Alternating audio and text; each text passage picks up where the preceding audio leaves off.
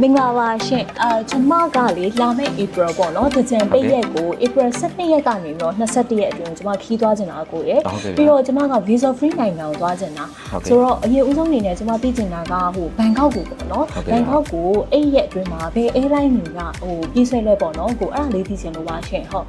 အမတော်ချင်တဲ့ဒီတကြံရက်အတွင်းမှာဆိုလို့ရှိရင်တော့ဘန်ကောက်ကိုသွားတာ၄ချောင်းလိုက်၄ခုတော့ရှိရပြကျွန်တော်တို့ Thai Airways ရဲ့ MAN ရဲ့ MNE ရဲ့ Asia ဆိုပြီး၄ချောင်းလိုက်ရှိတယ်စနစ်ကနေ14လောက်ထိကတော့အခုလက်ရှိခုံနေရတယ်ပြည့်နေတယ်ဗျဟုတ်လားကိုအဲ့ဒါဆိုရင်15ရက်နေ့ပေါ့နော်15ရက်နေ့ကနေ21ရက်အတွင်းမှာဘယ်ဒိတ်ကြီးရရော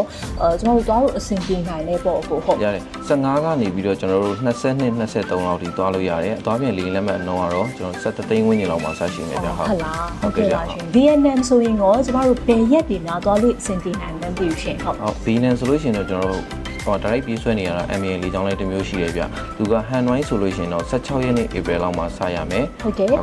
ဟိုချီမင်းဆိုလို့ရှိရင်တော့ကျွန်တော်တို့13 April လောက်ကစရတယ်ဗျဒီ Hanoi ရဲ့ဈေးနှုန်းကဆိုရင်အသွားပြန်ကို73သိန်းလောက်တော့ရှိတယ်ဟိုချီမင်းဆိုလို့ရှိရင်တော့17သိန်းဝန်းကျင်လောက်ကနေတော့စရပါတယ်ခင်ဗျဟုတ်ကဲ့ကိုအဲ့ဒါဆိုရင်မစိုးဘူးเนาะဟုတ်ကဲ့စင်ကာပူဆိုရင်ရောကိုရှင်ဟုတ်စင်ကာပူဆိုလို့ရှိရင်တော့ကျွန်တော်အခုလေးပြေးဆွဲတာ၄ချောင်းလေး3မျိုးရှိတယ်ဗျကျွန်တော် MAN ရဲ့ MNE ရဲ့ကျွန်တော်စင်ကာပူ၄ချောင်းလေးဆိုပြီး3လိုင်းရှိတယ်ကျွန်တော်14 April လောက်မှာစရမယ်ဗျဟုတ်ကဲ့ဟုတ်ကဲ့အခုဈေးနှုန်းလေးရော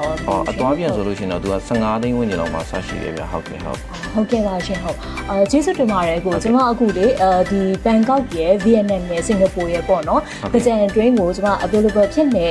ဒီ date လေးတွေရယ်ဈေးနှုန်းလေးရယ်သိရပြီဆိုတော့ကျွန်မမိသားစုနဲ့ပြန်ပြီးတော့တိုင်ပင်လိုက်ပါအောင်မယ်ကိုပြီးရင်တော့ကိုစီပြန်လာခဲ့ပါမယ်ရှင်ကျေးဇူးအများကြီးတင်ပါတယ်ရှင်အခုလိုရှင်းပြပေးကျွန်တော်တို့ဒီဈေးနှုန်းတွေကတော့အခုလက်ရှိပေါ်တဲ့ဈေးနှုန်းတွေပြောထားတာဖြစ်တဲ့အတွက်ကြောင့်အမတို့ဆက်သွယ်တဲ့အချိန်ကြာလို့ရှိရင်တော့ဈေးနှုန်းလေးကိုကျွန်တော်ပြန်ပြီးတော့စစ်ပေးပါမယ်ဗျာနော်ဟုတ်ကဲ့ပါရှင်